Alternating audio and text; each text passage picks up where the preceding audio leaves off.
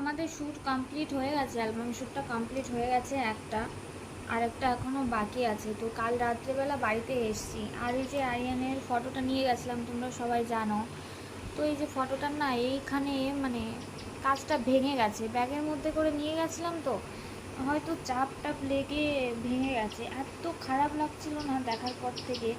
আর আমার ঘড়িটাও কালকেই বন্ধ হয়ে গেছে, মানে এতদিন ঠিক ছিল, কালকেই ঘড়িটা বন্ধ হয়ে গেছে।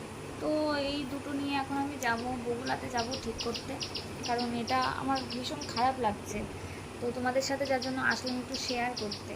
মানে ফটোটা মানে আমি তো ভালোভাবেই রেখেছিলাম, যাওয়ার সময় কিছু হলো না, বাট আসার সময় এরকম হয়ে গেল, মানে ভালো লাগছে না মনটার মধ্যে।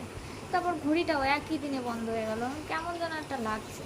তো চলো বগুলাতে যাব আমি ঠিক করতে। তো যাওয়ার সময় সবটাই দেখতে পারবে তোমরা, ব্লগ করবো যখন ব্লগ